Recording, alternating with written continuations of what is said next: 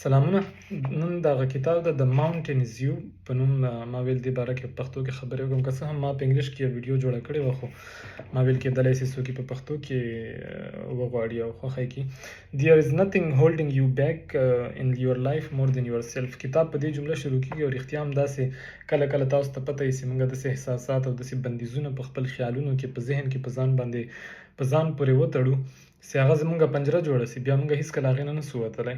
لکه فرض مثال موږ وایو چې زه هېڅکله هم ښه ډرایور نشم جوړېدی، زه هېڅکله هم دا ډیګري نشم کوی، زه هېڅکله هم کوډینګ نشم زده کوی، زه هېڅکله هم ښه مقاله نشم لیکلی، زه هېڅکله هم ښه انالیست نشم جوړېدلی، زه هېڅکله صحیح نښه نشم ویشتی. نو کله چې داسې فرصتونه بیا زموږ ژوند کې موږ ته مخې ته رام سي، نو موږ فکر کوو چې موږ نشو کوی دا کار، ځکه دلته پراته وي هغه in the back of your head.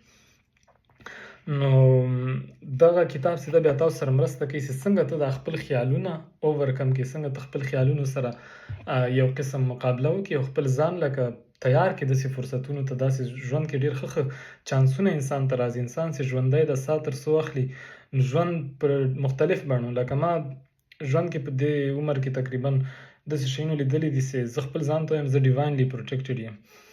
نو کم ټایم چې ما وکتل چې هر څه ختم سو، ما ګیو اپ ورکړی، نو هغه ټایم داسې چانسونه ما ته برابر شو چې ما یو نیو سټارټ واخیسته او ژوند کې ډېر اوس هم زه وایم چې ډېر ایکسایټینګ شیونه ژوند کې را روان دي.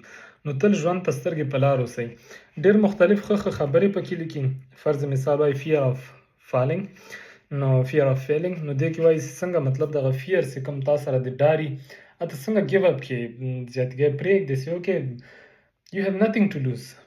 You are already naked in this world. هر شی چې کې وکړه موږ ټول مرو یو ورځ. بل چې ټول نه کوم ښه شی و هغه intuitive nudges with his intrusive thoughts. بعضې خیالونه بعضې ټایم داسې د موږ ذهن ته که موږ شش و پنج کې مبتلا یو چې زه څه شی وکړم، زه یا لاړ شم سفر وکړم، زه دغه ډیګري واخلم، زه سرټیفیکیشن وکړم که ونه کړم، زه څه شي وکړم، زه د ډیګري ته اپلای وکړم یا یې ونه کړم، زه دا کورس واخلم یا یې وانه خلم.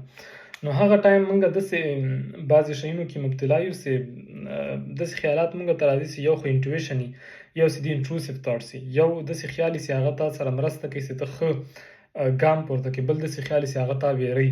نو دوی وایي چې هغه خیالونو منځ کې به تفکیک څنګه کړي. نو دوی وایي چې intuitive thoughts are calm, intruding thoughts are hectic and fear inducing. Intuitive thoughts are rational, intruding thoughts are irrational. نو ډېر ښه کتاب ده، ډېر په ساده ژبه لیکل سوی چې ډېر وخت ونیسي، یو هفته تاسو نه وخت نیولی سي. نو زه به ټولو ته سپارښتنه کوم ویې لولئ، ښه کتاب ده او خوند ترې واخلئ. مننه.